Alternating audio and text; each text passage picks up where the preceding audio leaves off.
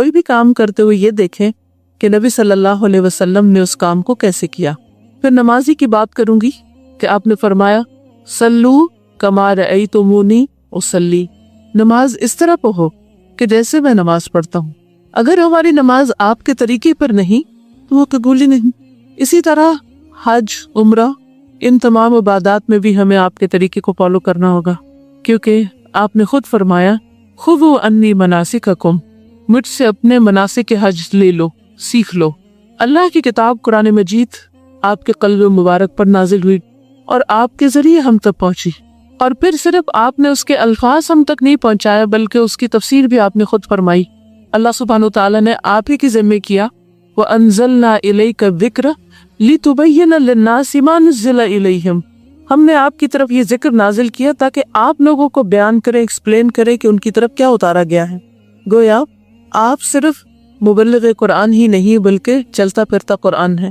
آپ نے صرف الفاظ سے نہیں تفسیر کی، جیسے آج کل عام مفسروں کا انداز کیا ہوتا ہے کہ وہ آتے ہیں کلاس روم میں، پڑھا کے چلے جاتے ہیں، بات ختم، اور بعض لوگوں نے تو استاد کو دیکھا بھی نہیں ہوتا۔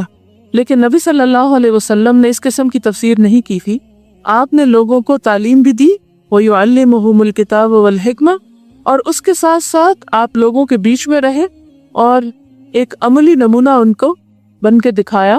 حضرت عائشہ رضی اللہ تعالیٰ عنہا سے آپ کے بارے میں جب پوچھا گیا کہ آپ کا اخلاق کیسا تھا تو فرمایا کان خلقہ القرآن، آپ کا اخلاق قرآن تھا، یعنی چلتا پھرتا قرآن۔ تو گویا آپ نے قرآن کی قولی یا لفظی تفسیر بھی کی اور عملی تفسیر بھی کی، عمل کر کے دکھایا، عملی نمونہ بتایا کہ کرنا کیا ہے، کیسے کرنا ہے۔ صرف عبادات ہی نہیں، زندگی گزارنے کی جتنی بھی ضرورتیں، خواہ وہ ازواجی معاملات ہوں، شادی بیاہ کا معاملہ ہو، چاہے وہ بزنس کا معاملہ ہو، چاہے وہ محنت مزدوری کا معاملہ ہو، چاہے وہ عام انسانوں کے ساتھ، دوستوں کے ساتھ، دشمنوں کے ساتھ تعلق کا معاملہ ہو، زندگی کا کوئی پہلو ایسا نہیں کہ جس کے بارے میں آپ نے تعلیم نہ دی ہو یا ہماری رہنمائی نہ کی ہو یا اس کے لیے پریکٹیکل اگزامپل سیٹ نہ کی ہو کہ کس موقع پر ہمیں کیا کرنا چاہیے۔ کھانے پینے کے آداب سے لے کر واش روم جانے اور سونے، ان سب چیزوں کے بارے میں بھی ڈیٹیل طریقے ہمیں سکھائے، زندگی گزارنے کے آداب سکھائے۔ اس لیے میں سمجھتی ہوں کہ آپ کی یاد کے لیے اور آپ کا حق ادا کرنے کے لیے سال میں کوئی ایک مہینہ مخصوص کر لینا یا پھر کوئی ایک دن مخصوص کر لینا، یہ آپ کے ساتھ بڑی ذاتی کی بات ہے۔ مسلمانوں کی تو ذمہ داری یہ بنتی ہے کہ وہ روزانہ آپ کو ذکر کیا کرے اور سب سے زیادہ آپ کی زندگی کے طریقوں پر عمل کر کے آپ سے اپنی محبت کا ثبوت دیں۔ اس لیے عام طور پر ہمارے ہاں سال کے ایک مہینے میں ربیع الاول میں، اور اس میں بھی ایک خاص تاریخ کو، بہت زیادہ ایک جوش و خروش پایا جاتا ہے، اور اس کے بعد پھر واپس ہم اپنی زندگی میں لوٹ جاتے ہیں۔ بعض طریقوں میں ہم کسی تہذیب کی نقالی کرتے ہیں، کچھ اور طریقوں میں کسی دوسری تہذیب کی، اور پھر ہم لاسٹ ہو جاتے ہیں، بھول جاتے ہیں کہ ہمارا اپنا طریقہ کیا ہے، جس سے ہم محبت کا دعویٰ کرتے ہیں اس کا طریقہ کیا تھا، وہ کس راستے پر چلے اور ہمیں ان کے طریقوں کو کس طرح فالو کرنا ہے۔ یہ سب چیزیں ہم سے اس بات کا تقاضا کرتے ہیں کہ ہم اپنے نبی کو جانیں، ان کے طور طریقوں کو جانیں، ان کی عبادات کے طریقوں کو جانیں، ان کے معاملات کو جانیں، ان کے روزمرہ کے معمولات کو جانیں، ان کے اخلاق کو جانیں اور ان کے طرز زندگی کو جانیں۔ اور پھر جو مشن آپ لے کر آئے تھے، جو اللہ سبحانہ وتعالیٰ نے آپ کے ذریعے دین کی تکمیل کی تھی، اور اس کے مطابق آپ کو رہتی دنیا تک کے لیے نبی بنا کر بھیجا، وَمَا أَرْسَلْنَاكَ إِلَّا كَافَّةً لِلنَّاسِ بَشِيرًا وَنَذِيرًا، تمام انسانیت کے لیے آپ کو بشیر و نذیر بنا کر بھیجا۔ تو ہم سب کا یہ فرض بنتا ہے کہ ہم آپ کے پیغام کو، آپ کے مشن کو، آپ کے میسج کو پوری دنیا تک عام کریں، جب جا کر آپ سے محبت اور عقیدت کا حق ادا ہو سکتا ہے۔ اور اس کے لیے ہمیں آپ کے ساتھ رہنا ہوگا، نبی صلی اللہ علیہ وسلم کے ساتھ رہنا سیکھیے، صرف ایک مہینہ نہیں، ایک دن نہیں، زندگی کا ہر دن آپ کے ساتھ رہیے۔ اور اس کے لیے پھر علم کی ضرورت ہوگی، اس کے لیے پھر یہ دیکھنے کی ضرورت ہوگی کہ آپ کا دن کیسے گزرتا تھا، آپ کی زندگی کیسے گزری، آپ کو صبر و تحمل کیسا تھا، آپ کی عادات کیسی تھی۔ صرف ایک حدیث قدسی کی روشنی میں چھوٹی سی ایک جھلک آپ کے سامنے رکھوں گی۔ صحیح بخاری کی ایک روایت ہے جو نبی صلی اللہ علیہ وسلم کے اخلاق کریمہ کے لیے ایک بہت خوبصورت منظر پیش کرتی ہے۔ میں نے جب کبھی اس حدیث کو پڑھا اور بارہا پڑھا ہے، اس حدیث نے عجب ہی دل پہ اثر کیا ہے۔ تو اس تھوڑے سے وقت میں اور ایک مختصر سے چند لمحات میں حق تو ادا نہیں ہو سکتا، لیکن اس کو دوبارہ آپ کے ساتھ شیئر کروں گی تاکہ اگر چھوٹی سی بات بھی ہمیں آپ کے بارے میں یاد رہے گی تو وہ بہت بڑے لیکچر سے کہیں زیادہ بہتر ہوگی انشاءاللہ تعالی۔ حدیث قدسی میں ہے، حدیث قدسی تو آپ کو معلوم ہے کہ جس میں اللہ سبحانہ وتعالی سے روایت کرتے ہیں نبی صلی اللہ علیہ وسلم، اللہ تعالیٰ کا قول ہوتا ہے۔ جیسے عام احادیث میں نبی صلی اللہ علیہ وسلم کے الفاظ ہوتے ہیں لیکن صحابہ اس کو روایت کرنے ہوتے ہیں۔ تو حدیث قدسی میں ہے یا ایھا النبی انا ارسلناک شاہدا ومبشرا ونذیرا وحرزا للأمیین، اے نبی صلی اللہ علیہ وسلم، بے شک ہم نے آپ کو اپنی امت پر گواہ بنا کر بھیجا، فرما برداروں کو بشارت دینے والا، گمراہوں کو عذاب سے ڈرانے والا، اور امیوں کو پناہ دینے والا بنایا ہے۔ امیوں سے مراد اہل عرب ہیں جن کو دنیا میں آپ اٹھانے اور جن کی بلندی کا ذریعہ بنے تھے، کیونکہ اس سے پہلے ان کے قوم کو کوئی پوچھنے والا نہ تھا۔ اب اس میں جو آپ کو شاہد کہا گیا ہے کہ آپ کو گواہ بنایا ہے، تو کس چیز کا گواہ؟ حق کی گواہی دینے والا۔ اور آپ کو یاد ہوگا کہ حجۃ الوداع کے موقع پر آپ صلی اللہ علیہ وسلم نے لوگوں کے سامنے 1,40,000 لوگوں کے سامنے اس بات کو دہرایا تھا کہ الا هل بلغت، لوگوں کیا میں نے تمہیں پیغام پہنچا دیا؟ تو سب نے اس وقت اس بات کی گواہی دی، اور آپ نے 3 دفعہ اللہ تعالیٰ کو گواہ بنا کر یہ بات کہی کہ کیا لوگوں میں نے آپ تک میسج پہنچا دیا، اور سب نے اس پہ اقرار کیا۔ تو آپ کو اللہ تعالیٰ نے جو پیغام دیا وہ آپ نے پورا پہنچا دیا، اس میں سے کچھ بھی نہیں چھپایا۔ اس پیغام کے 2 حصے ہیں، ایک میں خوشخبری ہے اور ایک میں ڈراوا ہے، اور یہی ہمارے دین کا اعتدال ہے۔ آپ نے لوگوں کو صرف خوشخبری نہیں دی، لوگوں کو غلط کاموں پر خبردار بھی کیا، ان کو ڈرایا بھی، کیونکہ انسان کی نفسیات ایسی ہے، اور اللہ سبحانہ وتعالیٰ نے بنے اور اللہ ان کو زیادہ بہتر جانتا ہے۔ انسان کی نفسیات ایسی ہے کہ کچھ کام وہ خوشخبری کے شوق میں کرتا ہے اور کچھ کام ڈر کے کرتا ہے۔ مثلا آپ اگر بچوں کو ہی دیکھیں تو سارے دن اگر آپ ان کو صرف یہ کہ آپ یہ کر لیں تو آپ کو یہ ملے گا، تو ایک تھوڑے سے لیول پہ جا کے ان کا موٹیویشنل لیول ختم ہو جائے گا۔ اس کے بعد ان کو آپ کی جو خوشخبری والی باتیں زیادہ اثر نہیں کریں گی۔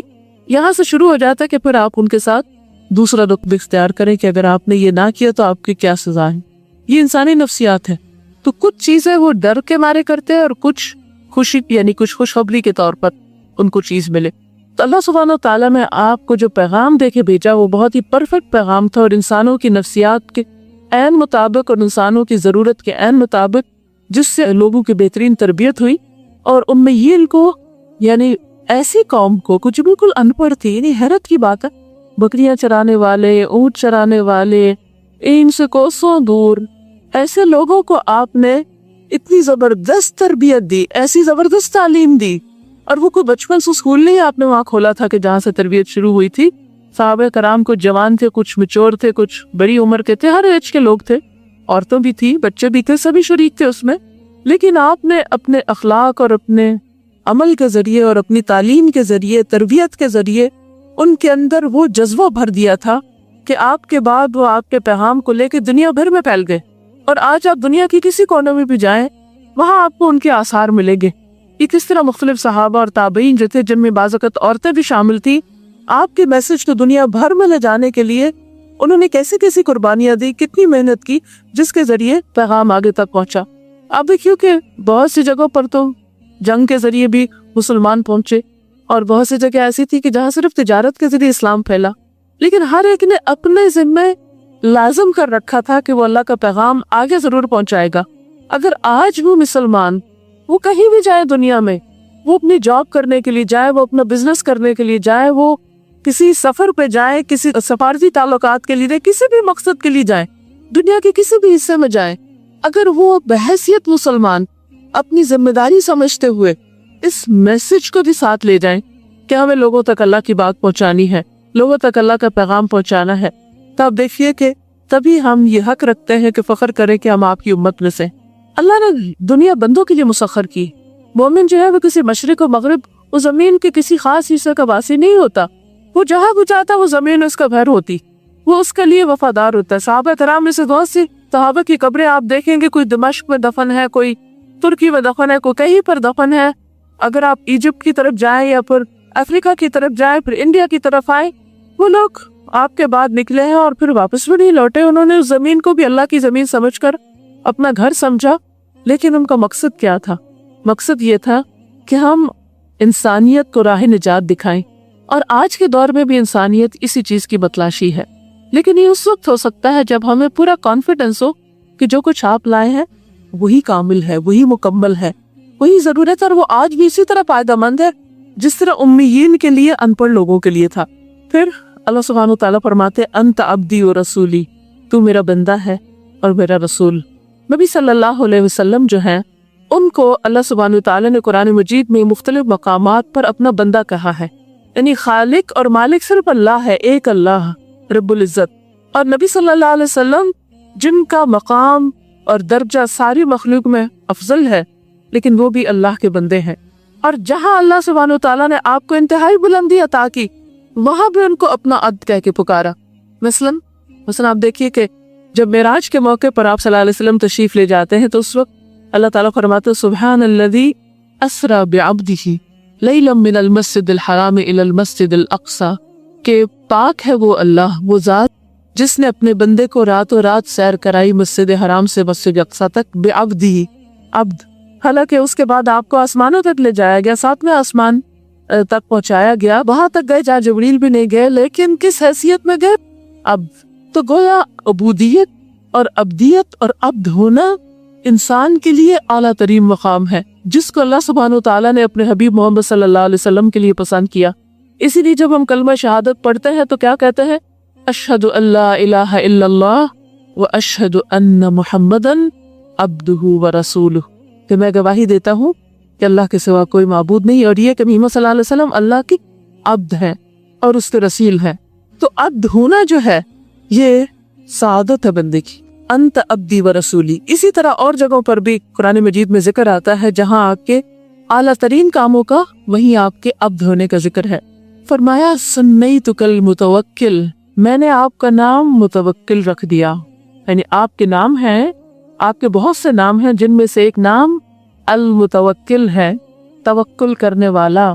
اب دیکھیے کہ نبی صلی اللہ علیہ وسلم کو اللہ تعالیٰ نے کیسی بلندی عطا کی اور اپنا خلیل بنایا۔ یاد رکھیے کہ خلیل کا درجہ جو ہے وہ حبیب سے بھی زیادہ ہے۔ ہم عام طور پہ کہتے ہیں کہ نبی صلی اللہ علیہ وسلم اللہ کے حبیب ہیں، اللہ کے محبوب ہیں، ٹھیک ہے وہ بھی ہیں، لیکن محبت کے اوپر ایک اور درجہ ہوتا ہے محبت کا، اور وہ خلت کا درجہ۔ جیسے ابراہیم علیہ السلام کو اللہ سبحانہ وتعالیٰ نے خلیل اللہ کا لقب دیا، واتخذ اللہ ابراہیم خلیلا، تو حدیث میں آتا ہے کہ اللہ تعالیٰ نے مجھے بھی اپنا خلیل بنایا ہے۔ خلیل وہ ہوتا ہے کہ جس کے لیے ایسی محبت دل میں کہ اس کے سوا باقی سب کی محبت دل سے نکل جائے، یعنی محبت کا اعلیٰ ترین مقام۔ تو اللہ سبحانہ وتعالیٰ نے نبی صلی اللہ علیہ وسلم کو جو مقام دیا ہے وہ محبت کا اعلیٰ ترین مقام ہے۔ آپ بھی اللہ سبحانہ وتعالیٰ سے سب سے زیادہ محبت کرتے تھے، اور اللہ سبحانہ وتعالیٰ نے بھی آپ کو زبردست خطابات سے نوازا، اور آپ کو شفاعت کبریٰ نصیب ہوگی، آپ کو طرح طرح کے اختیارات دیے گئے، لیکن اس کے باوجود آپ ہر معاملے میں اللہ پر توکل کرنے والے، اللہ پر بھروسہ کرنے والے تھے، اپنے معاملات کو اللہ کے حوالے کرنے والے تھے۔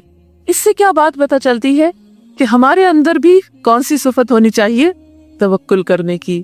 حالات کتنی وہ مشکل ہو، کتنی بھی تاریک ہو، کیسی بھی مشکلات ہو، لیکن توکل ایک ایسی کیفیت کا نام ہے کہ جس کے بعد انسان کے اندر سے ہر طرح کا خوف اور پریشانی، دکھ، درد، تکلیفیں سب چلی جاتی ہیں، کیونکہ وہ اپنے سارے معاملات اللہ کے سپرد کر دیتا ہے۔ اور جتنا بڑا کوئی کام کرنا چاہتا ہے اتنے ہی بڑے درجے کا اس کو توکل کرنا چاہیے، اپنی روزی کے معاملے میں، اپنی حفاظت کے معاملے میں، اپنی صحت کے معاملے میں، اپنے کاموں کی کامیابی کے معاملے میں، ہر چیز کے معاملے میں، کیونکہ جب تک توکل نہیں ہوتا اس وقت تک کچھ کیا نہیں جا سکتا۔ توکل کیا ہے کہ انسان اپنے طور پر کوشش کرتا رہے لیکن کریڈٹ خود نہ لے اور یہ نہ کہے کہ میں کرنے والا ہوں، کرے گا اللہ، میں نے کر دیا جو کرنا تھا، لیکن اب اس کا نتیجہ جب آئے گا جو میرا رب چاہے گا اور جو وہ چاہے گا۔ اسی طرح اگر کوئی کام نہیں بھی ہو رہا، یہ بظاہر ہوتا نظر نہیں آ رہا، انسان اپنی بھرپور کوشش کرتا رہے، اس کے بعد نتیجہ اللہ کے سپرد کر دے۔ تو یہ جو کیفیت ہے یہ انسان کو سٹریس اور ہر طرح کی پریشانی اور غم اور دکھ سے آزاد کر دیتی ہے کہ میرا رب ہے نا، حسبی اللہ و نعم الوکیل۔ یہی وہ کیفیت تھی جو ابراہیم علیہ السلام کے اندر تھی۔ ابراہیم علیہ السلام کا جب آگ میں پھینکا گیا، باپ بھی ان میں شامل ہے جو آگ میں پھینک رہے ہیں، خاندان بھی شامل ہے، سارا وطن شامل ہے، وہ لوگ جن پر انسان کو بڑی توقعات ہوتی ہیں، جب سارے چھوڑ دے، سب نے بے وفائی کی، کوئی بھی ساتھ دینے والا نہیں تھا، کوئی بھی بچانے والا نہیں تھا، جب آپ کو پھینکا گیا تو آپ نے کیا کلمہ پڑھا؟ حسبی اللہ و نعم الوکیل، کافی ہے مجھے اللہ، اور وہ بہترین کارساز ہے، کام بنانے والا ہے۔ اور اللہ سبحانہ و تعالیٰ نے اسی وقت کیا حکم دیا آگ کو، کیونکہ آگ اللہ کے کنٹرول میں تھی نا، اللہ یا نار کونی بردن وسلاما علی ابراہیم، ہم نے کہا آگ ٹھنڈی ہو جا اور سراسر سلامتی بن جا ابراہیم پر۔ آگ نے ابراہیم علیہ السلام کو کچھ نہیں کہا، کیونکہ آپ کا توکل اللہ پہ تھا۔ اور اس میں ہم سب کے لیے بہت بڑا سبق ہے، جب حالات مشکل ہو، جب کوئی کام نہ ہو، یا کوئی بھی آپ بڑا کام کرنا چاہیں، یا کوئی بھی آپ کے دل میں آرزو ہو، کسی نیکی کے کام کی، کسی دنیا کے کام کی، کوئی تمنا ہو، کوئی تڑپ بس میں ہو، تب بھی اپنے طور پہ کوشش کر کے اس کے بعد کہ حسبی اللہ و نعم الوکیل۔ کوئی ایسا وقت جب آپ کے اپنے آپ سے بے وفائی کر جائیں، آپ کے دوست آپ کو چھوڑ جائیں، آپ کے پیرنٹس آپ کو شک کی نگاہ سے دیکھیں، اور کوئی آپ پر اعتماد کرنے والا نہ ہو، تو کیا کلمہ آپ کو چلنے کے قابل رکھے گا؟ حسبی اللہ و نعم الوکیل۔ اور یہ وہ کیفیت ہوتی ہے جو حقیقی معنی میں انسان کے دل کے اندر ٹھنڈک پیدا کر دیتی ہے۔ جب سارے ہی آپ کو مس انڈرسٹینڈ کرتے ہیں، یا بلیم کرتے ہیں، یا آپ کو غلط سمجھتے ہیں، تو اس وقت آپ کیا کہیں؟ حسبی اللہ و نعم الوکیل۔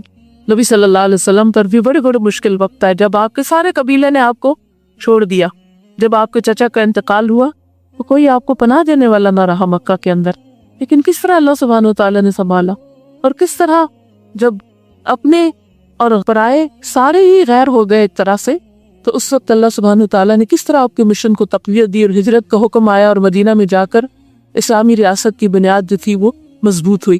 تو یہ نام آپ کو اللہ سبحانہ وتعالی نے دیا تھا، المتوکل، لیس بفظ ولا غلیظ، نہ آپ درشت خو ہیں اور نہ سخت دل ہیں، یعنی آپ سخت کلام نہیں ہیں۔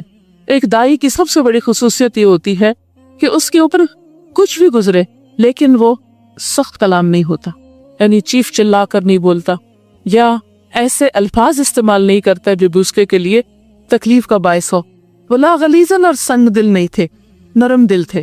یہ بھی ایک بہت بڑی خوبی ہے کہ دوسرے کی تکلیف کو محسوس کرنا، اور دشمن کے لیے بھی دل میں ہمدردی رکھنا، یعنی کہ بہت عجیب صفت۔ یعنی دنیا کے بڑے بڑے لوگوں کے حالات پڑھتے ہیں، لیکن ایسی کائنڈنس کہ آپ دوسروں کا درد، حتیٰ کہ پرندوں اور جانوروں، ان کا بھی درد محسوس کریں، اور ان کے لیے بھی آپ رحمت اور شفقت کا باعث ہو، کیونکہ اللہ سبحانہ وتعالیٰ نے آپ کو دنیا والوں کے لیے، تمام جہان والوں کے لیے، ہر طرح کے زیرو اور غیر زیرو سب کے لیے رحمت بنا کر بھیجا تھا۔ وما ارسلناک الا رحمۃ للعالمین۔ آج آپ دیکھیں کہ کائنڈنس کے اوپر طرح طرح کی باتیں کی جاتی ہیں، اور طرح طرح کے فلسفے اور لوگوں کی مثالیں دی جاتی ہیں، لیکن نرمی، نرم مزاجی اور اچھے اخلاق اور نرم دلی کے اندر آپ کا کوئی بھی مثال نہیں۔ حتیٰ کہ آپ کے جان کے دشمن اور آپ کے ساتھ انتہائی زیادتی کرنے والوں کے لیے بھی آپ اپنے دل میں ہمدردی رکھتے تھے اور ان کی ہدایت کی دعائیں مانگا کرتے تھے۔ ایک اور صفت جو آپ کی بیان کی گئی، ولا صخاب فی الاسواق، اور نہ بازاروں میں شور و شغب کرنے والے، انتہائی بہترین اخلاقی صفت ہے۔ اب دیکھیے کہ یہاں بازاروں کا لفظ خاص طور پر اس لیے آیا ہے کہ مردوں کے کام کرنے کی جگہ عموماً بازار ہے، لیکن اس میں سبق سب کے لیے ہے کہ جو بھی ہماری ورک پلیس ہے، جہاں بھی ہم کام کرتے ہیں، مائیں ہیں گھر کے اندر، یا کام کے لیے آپ کسی ادارے میں جاتے ہیں، بزنس کے لیے کسی دکان پر ہیں، کسی کمپنی میں، کہیں پر بھی ہیں، تو آپ کو بولنے کا انداز کیا ہے؟ جو آپ کو بولنے کا انداز ہے وہ آپ کی پرسنالٹی کا عکاس ہے، اسی سے آپ کی پہچان ہوتی۔ اس معاملے میں آپ دیکھیے کہ آپ نبی صلی اللہ علیہ وسلم سے کتنے قریب ہیں، کہ آپ لوگوں کے ساتھ بات کرتے بس اتنے والیوم میں جتنے میں دوسرا شخص بات سن لے، سمجھ جائے، دور سے چیخ چلا کے نہیں بولتے، ایسی آواز میں نہیں بولتے جو دوسروں کے لیے گراں گزرے۔ یعنی آپ کے عمدہ اخلاق کی گواہی خود رب العالمین نے دی، اور اس میں ہمارے لیے نمونہ ہے کہ ہم اپنے اخلاق کو اور طور طریقوں کو پہچانیں۔ وَلَا يَدْفَعُ السَّيِّئَةَ بِالسَّيِّئَةِ، برائی کا بدلہ برائی سے کبھی نہیں دیتے۔ اب دیکھیے کہ جب دوسرے لوگ ہمارے ساتھ کوئی زیادتی کرتے تو ہم اپنا حق سمجھتے ہیں کہ ہم ان کو ضرور سنا کے رکھیں، اور ان کو ضرور کچھ لگائے، اور ان کو ایسا مزہ چکھائے اور ایسے الفاظ بولے کہ جس کی تاب نہ لا سکے۔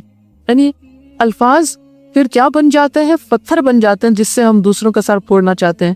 لیکن نبی صلی اللہ علیہ وسلم برائی کو برائی سے نہیں، اچھائی سے بدلتے تھے، اور یہی وجہ ہے کہ جب بعض اوقات کسی نے کوئی سخت لفظ استعمال کیا تو آپ نے اس کو नरम से बदल दिया। अगर किसी का नाम ऐसा था जो पसंदीदा नहीं था तो आपने उसको साद को सहल कर दिया, तंग रास्ते का नाम जो था वो आसान रास्ता रख दिया। तो हर मौके पर मनफी को मुस्बत में बदला, नेगेटिव को पॉजिटिव में बदला। और ये वजह है कि ऐसे लोग दुनिया में कामयाब होते हैं कि जो मुस्बत, अपने इर्द गिर्द मुस्बत फिजा को जन्म देते हैं, अपने माहौल को मुस्बत रखते हैं। मुस्बत फिजा कहाँ से कैसे कायम हो सकती है? उस वक्त जब हमारे अंदर से दूसरों के लिए बदगुमानियां निकल जाए। अब देखिए कि जितनी भी ताल्लुकात की खराबी होती है अमूमन इसके पीछे बदगुमानी होती है। जब हमारा किसी के बारे में गुमान अच्छा नहीं होता तो उसकी सीधी बात भी हमें उल्टी लगती। हम उसके पीछे भी सोचते हाँ इसका ये मकसद होगा, ये नियत होगी, ये गरज होगी, और फिर शैतान फौरन आता है और कहीं ना कहीं वो चीज कनेक्ट कर देता है। कुरान मजीद में अल्लाह सुब्हानहू तआला फरमाते हैं या अय्युहल्लज़ीना आमनू इज्तनिबू कसीरम मिनज़्ज़न्न इन्न बअदज़्ज़न्नि इस्म। ऐ लोगों जो ईमान लाए हो, बहुत ज्यादा गुमान करने से बचो, क्योंकि बहुत से गुमान गुनाह होते हैं। यानी किसी के बारे में मनफी बातें ना सोचो, किसी के बारे में बुरा ना सोचो। कौन है जिससे गलती ना हो? कौन है जो परफेक्ट हो? कौन है जो कामिल हो? कोई भी नहीं। हम सब गलतियां करते हैं, और जब कोई गलती करे और उसके बाद सॉरी कर ले तो फिर हमारा फर्ज बनता है कि हम उसको माफ कर दें। और माफ करने का मतलब क्या? वाह को वस्फ हो, माफ करो और दिल से निकाल दो, उसके बाद धो डालो। और अगर दोबारा उससे कोई ऐसी गलती है तो उसको पिछली गलती से जाके कनेक्ट ना करो कि फिर एक और फ्यूल भर जाए उसमें। इससे हम खुद भी तकलीफ उठाते हैं और दूसरे भी तकलीफ उठाते हैं। तो इसलिए बहुत जरूरी है कि हम ऐसे तमाम मामलात में नबी सल्लल्लाहु अलैहि वसल्लम के इस तरीके पर अमल करें, वला यदफउ सय्यअत बिस्सय्यअ, क्या आप बुराई का जवाब बुराई से नहीं देते थे, वला कि यअफु यग़फिर, लेकिन माफ कर देते थे और दरगुजर करते थे। जैसे कुरान मजीद में आता है ना, इदफा बिल्लती हिय अहसन फ़इज़ल्लज़ी बैनका व बैनहु अदावतुन कअन्नहु वलिय्युन हमीम, कि उस तरीके से बुराई को दूर करो जो सबसे बेहतरीन हो। इदफा बिल्लती हिय अहसन, नतीजा क्या होगा कि जो तुम्हारा दुश्मन है वो भी दोस्त बन जाएगा। आज हमारा हाल क्या है कि दोस्तों को भी दुश्मन बना लेते हैं। आप देखिए कि तलाक का रेट कितना ज्यादा बढ़ गया। इधर शादी होती है, इधर ख्वाब आता है कि अल्लाह करे कि बन जाए, नुब जाए, और उससे पहले ही ऐसे प्रिकॉशंस दिए जा रहे थे कि अगर तलाक होगी तो क्या क्या करना होगा, कहाँ से हम अपने आप को बचा सकते हैं। यानी कि अब यूँ लगता है किसी शादी करने के साथ ही एक धड़का माँ बाप को लग जाता है और खुद कपल को भी, कि पता नहीं बनती है या नहीं। अब आमतौर पर चला क्या है कि बस शुरू में ही देख लो, देखभाल कर लो, अभी कुछ नहीं बिगड़ा, अभी से ही फैसला कर लो। और शुरू का साल तो आपको पता है कि टीदिंग पीरियड होता है। दो मुख्तलिफ इलाकों में, खानदानों में, आदात में रहने वाले अगर इकट्ठे हो रहे होते हैं तो उनकी एडजस्टमेंट का एक टाइम होता है। आपने देखो होगा अगर आप मसलन नए दांत मुंह में लगवाते हैं या इसी तरह कोई नया कपड़ा पहनते हैं, इवन नया जूता खरीदते हैं, तो क्या उसकी पेन नहीं थी, उसके एडजस्टमेंट में टाइम लगता है। हालांकि आपने टेस्ट एंड ट्राई करके जूता खरीदा होता है, दुकान में चले फिरे भी होते हैं, लेकिन वही जूता घर आते जब आप चलने लगते तो पिंच करने लगते तो क्या आप उठा फेंकेंगे? कितने उठा फेंकेंगे? तो बीवी जूती की तरह थोड़ी है कि आप उसे बदल डालें, ऐसे ही उठा के बाहर निकाल दे कि जी इससे पिंचिंग हो रही है, मुझे मेरे आराम और सुकून में खलल हो गया। इसी तरह आप हजारों डॉलर दे के आप अपने दांत लगवाते हैं, नए क्राउनिंग कराते हैं, ये खाब ब्रिज बनवाते हैं, आपको कुछ दिन लगते हैं कि आप चबा सकते हैं कुछ, तो अगर नहीं तो आप जाए दोबारा आप डेंटिस्ट का तो निकाल दो, मुझे तो चैन नहीं आ रहा है, मुझे तो मजा नहीं आ रहा है इन दांतों से। नहीं, आपको थोड़ा सा सब्र करना पड़ेगा, हत्ता कि आपको कुछ अरसे बाद ऐसा लगेगा कि ये पैदाइशी दांत है आपकी, आप आदी हो जाएंगे। तो इसी तरह ताल्लुकात में भी, रिलेशनशिप्स में भी, किसी भी इंसान के साथ जब आपको रिलेशनशिप होता है तो उसमें मुश्किल वक्त जरूर आता है।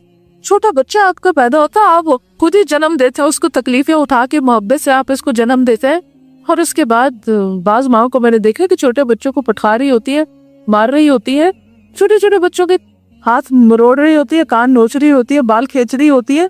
हालांकि मासूम बच्चों को पता ही नहीं है कि उनकी गलती क्या है, उन्हें तो अभी समझ नहीं आया अच्छे बुरे का, लेकिन वो अपनी फ्रस्ट्रेशन उन पर निकाल रही है क्योंकि उनको अभी अकल तमीज नहीं है। तो भी किसका कसूर है? फिर आप ही ने सिखानी थी, तो अपनी गलती की सजा खुद को दे, उनको तो ना दे मासूमों को। लेकिन ये है कि हमारे अंदर से वो हौसला और वो ज़र्फ खत्म हो गया है कि हम थोड़ी सी टेल लें और उस एडजस्टमेंट के पीरियड को बेहतर तरीके से गुजारें। और ये सिर्फ उसी वक्त हो सकता है जब हम सब्र, हौसले और बर्दाश्त से काम लेके दूसरे के बारे में उसने जन रखे, दूसरों के ऐदों के पीछे न पड़े।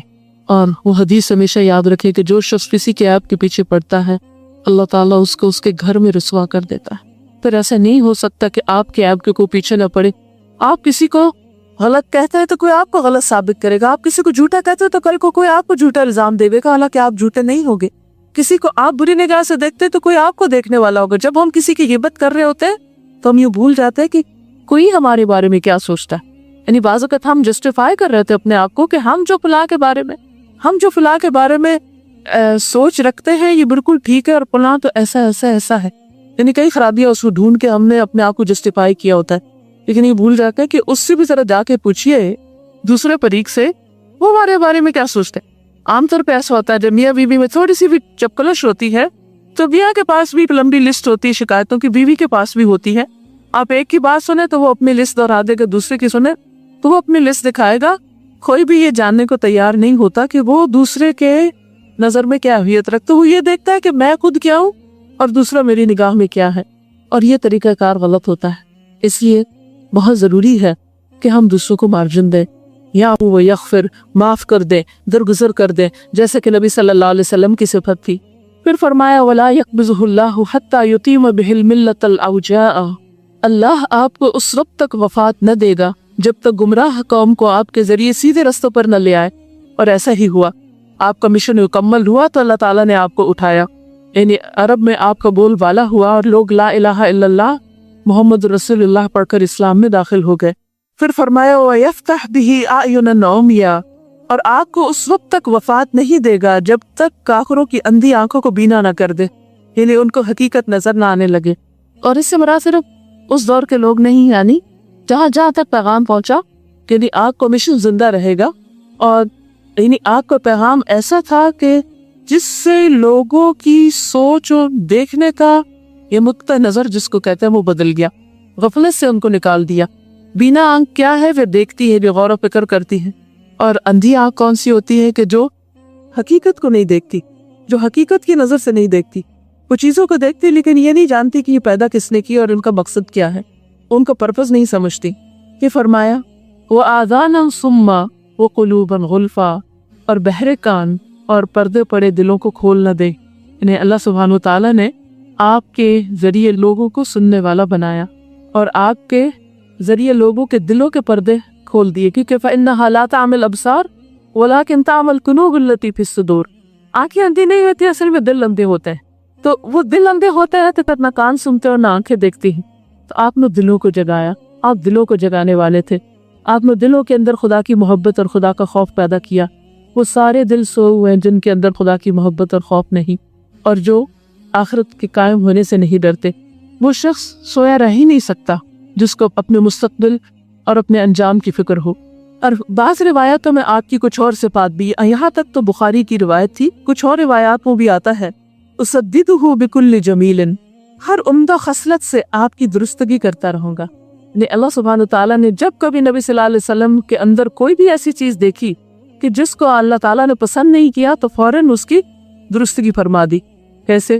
جیسے ایک دفعہ آپ کی مجلس میں ابن ام مکتوم آئے تو آپ نے تھوڑی ان کی طرف توجہ نہیں دی تو اللہ سبحانہ تعالیٰ نے یہ سورت نازل کر دی عبس وتولی ان جاءہ الاعمی وما یدریک لعلہ یزکی، چیوری چڑھائی اور منہ بسورا کہ ان کے پاس ایک اندھا آ گیا اور آپ کو کیا خبر کہ شاید وہ تزکیہ حاصل کریں۔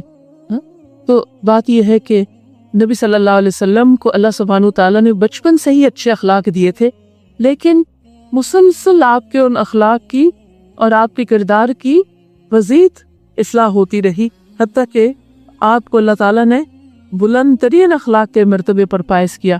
وَإِنَّكَ لَعَلَىٰ خُلُقٍ عَظِيمٍ، اور پھر آپ کو بھیجا بھی اس لیے گیا کہ آپ اچھے اخلاق کی تکمیل کریں، جیسے کہ حدیث میں آتا ہے انما بعثت لأتمم مکارم الاخلاق، مجھے اس لیے بھیجا گیا ہے کہ میں بہترین اخلاق کی تکمیل کروں، یعنی سب کے لیے اس کو عام کروں۔ اور یہ وہی شخص کر سکتا ہے جو اس کے پاس خود اچھا اخلاق ہو۔ اگر آپ خود اچھے اخلاق کے مالک نہیں تو آپ دوسروں کو اچھا اخلاق سکھا نہیں سکتے۔ پھر مزید فرمایا وَأَهَبُ لَهُ كُلَّ خُلُقٍ كَرِيمٍ، اور ہر اچھی خصلت آپ کو عطا کرتا رہوں گا، یعنی کہیں بھی کوئی کمی نہیں چھوڑوں گا۔ وَأَجْعَلُ السَّكِينَةَ لِبَاسَهُ وَشَعَارَهُ، میں اطمینان کو آپ کا لباس اور شعار اور بدن سے چمٹے ہوئے کپڑوں کی طرح بنا دوں گا۔ یہ ایک بہت بڑی خوبی ہوتی ہے، سکینت اور وقار، مشکل ترین حالات میں انسان پرسکون رہے۔ اب دیکھیے کہ ہم کتنی جلدی چھوٹی سی بات پر پینک ہو جاتے ہیں، اور کتنی جلدی ہم اپنا ٹیمپر لوز کر لیتے ہیں، کتنی جلدی ہم اچھے بھلے بیٹھے بیٹھے مضطرب ہو جاتے ہیں۔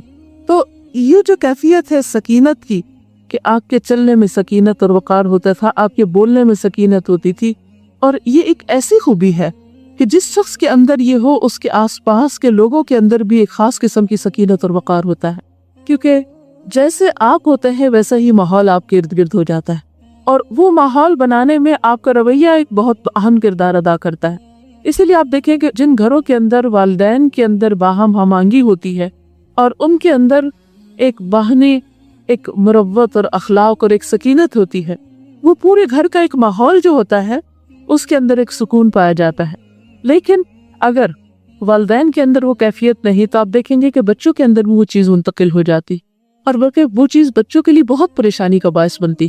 تو بحیثیت پیرنٹس کے، بحیثیت گھر کے افراد کے، ہم سب کو نبی صلی اللہ علیہ وسلم کی اس صفت کو بھی سیکھنا ہے۔ یہ بڑی سے بڑی بات ہو جائے، ٹھہراؤ کا ثبوت دیں، سکون سے بات کو سنیں، دوسرے کی بات پر بھی توجہ کریں، اس کی بات کی تعویل کریں کہ اس نے کوئی بات کیوں کہی ہے، اس کے پیچھے اس کا کیا مقصد ہے۔ تو یہ صفت جو تھی نبی صلی اللہ علیہ وسلم کے اندر بدرجہ اتم موجود تھی۔ وَالتَّقْوَى ضَمِيرَهُ، اور پرہیزگاری کو آپ کا ضمیر بنا دو، یعنی تقویٰ دل کے اندر ہے، یعنی اللہ کا ڈر انسان کو ہر چیز کی حقیقت سجھاتا ہے۔ وَالْحِكْمَةَ مَعْقُولَهُ، حکمت کو آپ کی سوچی سمجھی بات بتا دو، اور آپ صرف خود صاحب حکمت نہ تھے بلکہ حکمت کی تعلیم بھی دیتے تھے۔ وَيُعَلِّمُهُمُ الْكِتَابَ وَالْحِكْمَةَ وَالصِّدْقَ وَالْوَفَاءَ طَبِيعَتَهُ، سچائی اور وفاداری کو آپ کی طبیعت بنا دوں گا۔ سچائی بھی ایک ایٹیٹیوڈ ہوتا ہے، ایک رویہ ہوتا ہے، ایک طبیعت کا حصہ ہوتا ہے۔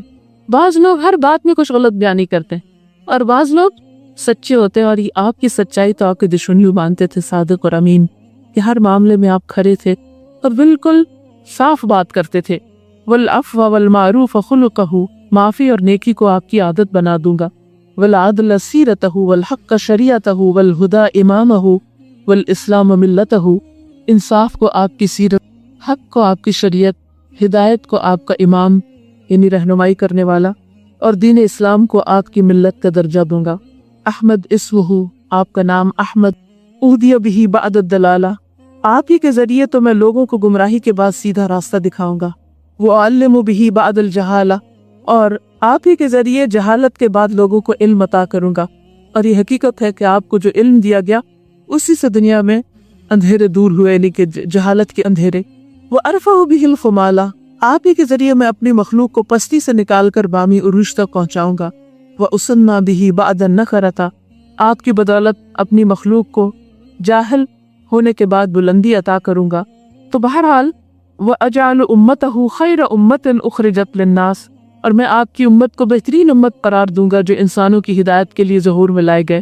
تو بات یہ ہے کہ ہم سب کس لیے دنیا میں پیدا ہوئے ہیں، آپ کی امت ہونے کی حیثیت سے ہماری ذمہ داری کیا بنتی ہے کہ ہم بھی یہ اخلاق اپنائیں، ایسی سیرت و کردار اپنائیں، اور وہی کام کریں جو کام آپ نے کیا تھا، تاکہ جس طرح آپ کے ذریعے لوگوں کو ہدایت پہنچی، اللہ تعالی ہمیں بھی آپ کے مشن میں، آپ کی اتباع میں، آپ کی پیروی میں اس راہ پر چلنے کی توفیق عطا فرمائے۔ اور جو بھی اللہ تعالیٰ نے ہمیں ٹیلنٹ، وقت، صلاحیت عطا کی ہے اس میں ہمیں اپنا حصہ ڈالنے کی توفیق دے۔ وآخر دعوانا ان الحمد للہ رب العالمین۔ جزاکم اللہ خیرا۔ سبحانک اللہم وبحمدک، نشہد ان لا الہ الا انت، نستغفرک ونتوب الیک۔ السلام علیکم ورحمۃ اللہ وبرکاتہ۔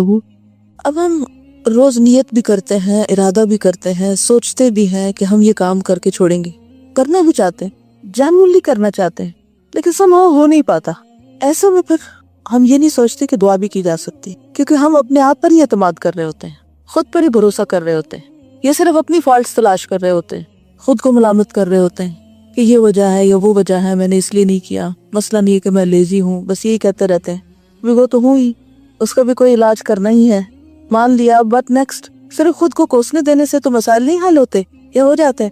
مثلاً آپ نے ایک کام کرنا تھا، نہیں کیا، اب شیطان نے ایک اور راستہ دکھایا، اور وہ کیا کہ خود کو برا بھلا کہتے رہو۔ مسئلہ تو وہی کا وہی ہے، جو کام نہیں کیا وہ نہیں ہوا، کیونکہ کام تو کرنے سے ہی ہوگا۔ تو ایسے میں پھر کیا سولوشن ہو؟ کیا کرنا چاہیے؟ دعا کرنی چاہیے، توفیق مانگنی چاہیے کہ اللہ جو کام میں آج نہیں کر سکا، جس کے لیے میں کل کا دن سوچ رہا ہوں وہ کل مجھ سے کروا لے، اس کے لیے کوئی راستہ نکال دے۔ اور پھر دعا بھی کیسی دعا، پورے تڑپ اور اضطراب کے ساتھ کی ہوئی دعا، پورے شوق کے ساتھ کی ہوئی دعا، کہ جس سے یہ پتہ چلے کہ واقعی آپ اپنی چاہت میں، آپ اپنے مانگنے میں سچے ہیں۔ وہ بیک آف مائنڈ، یہ دل کے کسی خانے میں ایسا چور نہ چھپا ہوا ہو کہ ویسے قبول تو کوئی نہیں ہونی، چلو مانگ ہی لیتی ہیں، یہ کام ہونا تو کوئی نہیں، چلو کر ہی لیتے ہیں، پھر کیا ہوا، شاید ہو ہی جائے۔ آدھے دل والی دعا نہیں، پورے دل والی دعا۔ بالکل۔ مثلاً آپ میں سے کوئی شیئر کرے گا کہ کوئی ایسا کام جو آپ سوچتے ہیں اور آپ سے ہو نہیں پاتا؟ تہجد میں اٹھنا، ویری گڈ۔ اب آپ کیا کریں گی اس کے لیے؟ یعنی دل کا شوق بھی ہے، ارادہ بھی ہے، طرب بھی ہے، اور بعض اوقات الارم میں لگا کے سوتے ہیں، پھر نہیں اٹھ پاتے۔ اچھا اب کیا کریں گی؟ آپ کیا کریں گی؟ دعا۔ کل ہم نے پڑھا تھا کہ دعا کے ساتھ دعا بھی کرتے ہیں۔ آپ کا دعا تو میں کر رہی ہوں، نیت بھی ہے، الارم بھی لگا رہی ہوں، اور دعا بھی کی ہے، پھر بھی نہیں ہو پاتا، تو کیا کریں؟ آپ بتائیے۔ کوشش تو کر ہی رہے ہیں، یہ ساری چیزوں کا نام ہی کوشش ہے کہ ہم نے نیت بھی کی، ہم نے الارم بھی لگایا، ہم نے دعا بھی کی، اپنے طور پہ مطمئن ہو گئے کہ ہم نے کوشش کر لی۔ یہی ہوتا ہے نا کہ اب اس سے زیادہ اور کیا کریں، جو ہم نے کرنا تھا کر لیا۔ نہیں، ابھی بھی کچھ باقی ہے، کیونکہ کام جو نہیں ہوا، تو جب تک کام ہو نہیں جاتا مختلف طریقے تو آزمانے ہیں، کیا کیا جائے؟ جی، اب کسی اور کو اس کام میں شریک کر لیں، ایک دوسرے کو جگائیں، جی، نفل حاجت پڑھیں، سونے کے ٹائمنگ سیٹ کریں، ان کو ارلی لے جائیں تاکہ ارلی اٹھ سکے، اور جی شاباش۔ نیکی کو جنم دیتی ہے، کوئی نیک ایسا کام کریں جو خالص اللہ کے لیے، اور اس کے بعد دعا کریں، کیونکہ اس وقت دعا قبول ہوتی ہے۔ دس اے ویری گڈ ٹپ۔ اور مثلاً اذان سن کر جو دعا کی جاتی ہے وہ بھی قبول ہوتی۔ قبولیت کے اوقات میں تڑپ کے دعا مانگے کہ یا اللہ بس مجھے کرنا ہے، آپ مجھے توفیق دے دیں، اور سوچو کہ کوئی ایسا گناہ تو نہیں، کہیں کوئی ایسی کوتاہی تو نہیں میری زندگی میں کہ جو روک بنی ہوئی ہو، کیونکہ کل ہم نے یہ بھی پڑھا نا کہ ہمارے کچھ گناہ ایسے ہوتے ہیں جو ہم سے نیکی کے مواقع چھین لیتے ہیں۔ اس کی کوئی دلیل ہے؟ دعا اور تعوذات میں 3 چیزیں جو آئی تھی، کون کون سی؟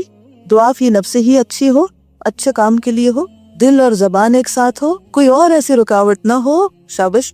تو یہ جاننا بے حد ضروری ہے کہ دعا بھی اچھی ہے، نیت بھی اچھی ہے، سب ٹھیک ہے، لیکن کوئی اور کہیں رکاوٹ ہے جس کی وجہ سے کام نہیں ہو رہا، اس کے بارے میں سوچیں کہ وہ کیا ہے، وہ کہاں ہے۔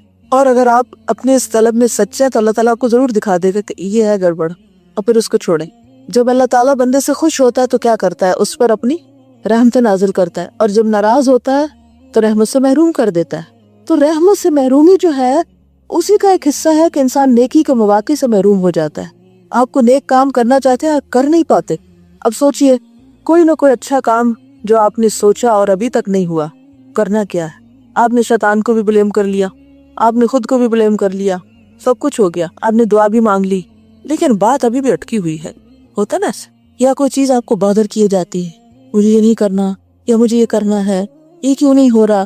کوئی ہے فرسٹریشن آپ کی زندگی میں؟ ہوتی ہے نا کہیں نہ کہیں، کچھ نہ کچھ۔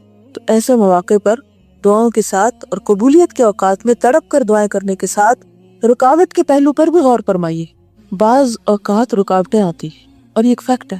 مثلاً آپ کو اللہ نے توفیق دی آنے کی قرآن پڑھنے کی، بہت سے لوگ چاہتے ہیں کہ وہ قرآن کو سمجھ سکیں، روتے بھی ہیں بعض اوقات، لیکن بعض اوقات ان کے سامنے ایسی مجبوریاں ہوتی ہیں کہ وہ اپنے اس ارادے کی تکمیل نہیں کر سکتے۔ ان کی طرف میں بھی کمی نہیں ہوتی، ان کے شوق میں بھی کمی نہیں، ان کی مجبوریاں بھی جینون ہیں، لیکن پھر بھی راستہ بن سکتا ہے۔ وہ کس چیز نے دروازہ بند کیا ہوا ہے؟ وہ دروازہ کیسے کھلے گا؟ کسی بھی نیکی کے کرنے کا دروازہ کیسے کھلے گا؟ انشاءاللہ آگے ہم توبہ استغفار کی حقیقت پر بھی جو بات کریں گے، مزید یہ باتیں پتہ چلیں گی، لیکن یہ ایک حقیقت ہے کہ ہم سب کو اپنی طرف نظر دوڑانے، اپنی غلطیوں کا اعتراف کرنے اور اپنی کوتاہیوں کے اوپر غور کرنے اور ان کو اپنی زندگی سے نکال باہر کرنے کی بھی بہت ضرورت ہے۔ اس کے لیے آپ ایک دعا یہ بھی مانگ سکتے ہیں کہ یا اللہ تو مجھے میری غلطیاں دکھا، مجھے میری غلطیاں دکھا، میں کہاں غلط ہوں۔ یہ نہ مرنے کے بعد میری آنکھ کھلے کہ میری یہ اور یہ غلطی تھی، اب تو پھر کچھ نہیں ہو سکتا۔ یا اللہ تو مجھے میری غلطیاں دکھا، ان کے اعتراف کی توفیق دے، کیونکہ بعض اوقات غلطی نظر آ جاتی ہے لیکن انا اتنی موٹی ہوتی ہے تو ماننے نہیں دیتی کہ یہ تمہاری غلطی بھی ہے، ساتھ ہی تعویلیں شروع ہو جاتی ہیں، چونکہ یہ وجہ، چونکہ یہ وجہ، چونکہ یہ مشکل ہے، یہ ہے، یہ ہے، یہ ہے، اس لیے یہ میرے اندر ہے، اور میرا کیا قصور ہے؟ تو جب غلطی نظر آ جائے تو یا اللہ پھر اس کا اعتراف کرنے کی توفیق دے، پھر یا رب اس کو دور کرنے کی ہمت دے کہ میں اپنے سے اس کو ہٹاؤں، اور ان سارے کاموں میں تو میری مدد فرما۔ کیونکہ تیرے اذن کے بغیر کچھ نہیں ہو سکتا. تو ہر چیز کا مالک ہے, تو ہر چیز پہ قادر ہے.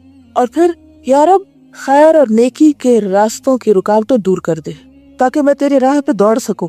ہماری ایک ریس لگی ہوئی ہے نا, ہم میں سے ہر شخص صبح اٹھتا ہے اور وہ ایک دوڑ لگا دیتا ہے. اللہ تعالیٰ فرماتے ہیں فاستبقوا الخیرات, نیکیوں میں دوڑو, ففروا الی اللہ. لیکن وہ دوڑ کیوں سست ہو جاتی ہے, کیوں وہ کمزور ہونے لگتی ہے, وہ رکاوٹیں آ جاتی ہیں. جو ہم کرنا چاہتے ہیں, جو ہم نے اپنے لیے ٹارگٹ رکھا ہوتا ہے, وہاں تک ہم پہنچ نہیں پاتے. تو بیرونی اسباب کے ساتھ ساتھ اندرونی اسباب, ذاتی اسباب, اندر کے اسباب پر توجہ کیجیے. اور اس میں بھی ہماری کوئی طاقت نہیں کہ ہم دیکھ پائیں. اللہ ہی وہ نگاہ دے گا تو اپنے آپ نظر آنے لگیں گے. اور جب اپنے آپ نظر آنے لگے تو آنکھیں بند نہ کر لیجئے, کیونکہ جب آپ اللہ سے یہ دعا مانگتے ہیں نا تو پھر چیزیں نظر آنے لگتی ہیں. اور جب نظر آنے لگتی ہے تو پھر انسان آنکھیں بند کرنا چاہتا ہے. دوسروں کی برائیوں پر تو آنکھیں کھولنا کیسا لگتا ہے, دل پسند مشغلہ, لیکن اپنی غلطیوں پر نگاہ رکھنا بڑا ہی مشکل. انسان خود کو بعض اوقات خود بھی فیس نہیں کر سکتا, وہ یہ ماننا ہی نہیں چاہتا کہ میں کہیں غلط ہوں, اور یہ شیطان کا بہت بڑا حربہ ہوتا ہے. تو یہ ایک بہت بڑی رکاوٹ ہوتی ہے خیر و بھلائی کے راستے میں. اس دیوار کو گرانا بڑا ضروری ہے, لیکن یہ صرف اللہ کی مدد سے گرائی جا سکتی. اور جس دن حقیقی معنوں میں آپ نے یہ کہہ دیا نا کہ انی کنت من الظالمین, صرف لفظ نہیں دہرائے بلکہ اپنے آپ کو ظالم کہا. آپ دیکھیں کہ یہ جو یونس علیہ السلام کی دعا ہے نا, لا الہ الا انت سبحانک انی کنت من الظالمین, ہم اس کو بغیر سوچے سمجھے پڑھتے ہیں. اپنے آپ سے ذرا کہیے کہ میں ظالم ہوں. کبھی کہتے ہیں میں ظالم ہوں, کبھی سچے سے کہو ہم نے کہ میں ظالم ہوں. ہم اپنے آپ کو کیا سمجھتے ہیں, میں کیا ہوں؟ مجھ سے زیادہ تو کائنڈ ہارٹڈ کوئی ہے ہی نہیں, مجھ سے زیادہ تو لوگوں پہ مہربان کوئی ہے ہی نہیں, مجھ سے زیادہ تو کسی کے لیے کوئی سنسیئر اور خیر خواہ ہے ہی نہیں. میں کہاں سے ظالم؟ اگر ہمیں کوئی کہہ دے بہت ظالم ہو تم, بہت ظالم, تو ہم کیا کریں گے؟ آئی ایگری ود یو, مانتی ہوں میں. کیا رویہ ہوگا؟ سوچئے, کوئی اگر ہمیں یہ کہے تو ہمارا رویہ کیا ہوگا؟ آپ دیکھیے کہ اگر ہم سے کوئی غلطی ہو جائے اور اگر ہمیں کوئی ڈائریکٹلی کیا انڈائریکٹلی غلطی کا احساس دلا دے تو ہم اس کو ظالم سمجھنے لگتے ہیں, اپنے آپ کو کبھی ظالم نہیں کہیں گے, ہے یا نہیں؟ مثلا ہم سے کوئی غلطی ہوئی اور بہت سے غلطی ہوئی, کوئی بھی, چھوٹی ہو بڑی ہو, پھر کسی نے ہم سے کہہ دیا کہ یہ تم نے غلطی کی, تمہیں یہ نہیں کرنا چاہیے تھا. اب دیکھیے کہ ہمارا ریاکشن اس وقت کیا ہوتا ہے. اگر کسی نے آپ کو کہہ دیا کہ یہ تمہاری غلطی ہے, یہ تمہارا قصور ہے, تمہیں ایسا نہیں کرنا چاہیے تھا, تو میرا ریاکشن کیا تھا؟ میں نے اس بات کو کیسے لیا, کس طرح ایکسپٹ کیا؟ اس میں دو احتمال ہو سکتے ہیں کہ ایک حقیقی معنوں میں واقعی میری غلطی ہو تو میں نے کیا کیا, اور یہ بھی ہو سکتا ہے کہ میری غلطی واقعی نہ ہو اور دوسرے کی صرف غلط فہمی ہو, تو میں نے اس کو کیسے لیا. جو مجھے کسی نے غلط کہا تو میں نے غلطی کو لیا کیسے؟ عام طور پر دو طرح کے لوگ پائے جاتے ہیں. ایک کھلے دل کے لوگ ہوتے ہیں, انہیں اگر کسی غلطی کا احساس دلائے دو تو اس کا اعتراف کر لیتے ہیں اور شکریہ بھی ادا کرتے ہیں کہ آپ نے غلطی بتا دی, مجھے تو کبھی احساس ہی نہیں ہوتا کہ میرے اندر ہے. دوسرے وہ لوگ ہوتے ہیں کہ جنہیں اگر آپ انڈائریکٹلی بھی کسی غلطی کا احساس دلا دے تو وہ کبھی زندگی بھر آپ کی جان بخشی نہیں کرتے, پھر تعلقات کاٹ کے رکھ لیتے ہیں اور اس شخص کے دشمن بن جاتے ہیں جو انہیں ایسا کہے. تو آپ خود سوچئے کہ جب ہم بندوں کے سامنے بھی اپنی کسی غلطی کو نہیں ماننا چاہتے تو اللہ کے سامنے یہ جو ہم تکرار بھی کرتے رہتے ہیں نا 1.25 لاکھ کی, انی کنت من الظالمین, انی کنت من الظالمین, کیا خیال ہے ایک دفعہ بھی کوئی دل سے پڑھ رہا ہے کہ میں قصوروار ہوں, میری غلطی ہے؟ آدم علیہ السلام نے ایک دفعہ یہ دعا پڑھی تھی, ربنا ظلمنا انفسنا, پورے احساس اور پوری ندامت کے ساتھ, وَإِن لَمْ تَغْفِرْ لَنَا وَتَرْحَمْنَا لَنَكُونَنَّ مِنَ الْخَاسِرِينَ. تو اللہ تعالیٰ نے ان کی دعا قبول کر لی. تو دعا کی قبولیت میں ایک رکاوٹ یہ بھی ہے کہ جو کچھ ہم کہتے ہیں اس میں سچے نہیں ہوتے, اس میں حاضر دل نہیں ہوتے. بس یہ عام طور پر لوگ ہماری کن غلطیوں پر ہمیں ٹوکتے رہتے ہیں. کوئی بتائیے, جی آپ فرمائیے, تم نے میرا خیال نہیں کیا, ٹھیک ہے, ہم بہت باعمل ہیں, تم سے 100 درجے بہتر ہیں, تم نے تو پڑھا ہی نہیں ابھی, ہم پڑھ تو رہے ہیں نا. تو انشاءاللہ تعالیٰ یہ جو رکاوٹ ہے نا دعا کی قبولیت میں یا نیکی کے کاموں میں, ان رکاوٹوں کو دور کرنے کے لیے ہمیں اپنی غلطیوں پر غور کرنا ہے اور ان کے دور کرنے کی اللہ سے مدد مانگی. صفحہ نمبر 55 تیسرا پیراگراف. اس پیراگراف میں انہوں نے خیر اور شر کو عمل کے ساتھ مربوط کیا ہے.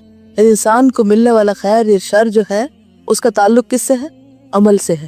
حق سبحانہ و تعالیٰ نے قرآن حکیم میں ہمہ قسم کی خیر یعنی تمام طرح کی خیر, بھلائی, فلاح و بہبود اور سرور و بہجت کو, بہجت خوشی, اعمال سے اس طرح وابستہ فرمایا ہے جیسے جزا شرط سے جزا اور شرط ہے نا، یہ گرامیٹیکل ٹرمز ہیں. کبھی آپ نے جملہ شرطیہ پڑھے؟ حرف شرط مثلاً کون سے حروف شرط؟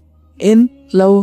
اوکے، تو اس کی جواب بھی ہوتی ہے، یعنی کہ حرف شرط ہوتا ہے، پھر آگے اس کے اندر جواب شرط بھی ہوتا ہے. اردو میں بھی آپ اس کو سمجھ سکتے ہیں. اگر آپ میں سے کچھ لوگوں نے گرامر نہیں پڑھی عربی کی، بات بہت آسان ہے سمجھنی.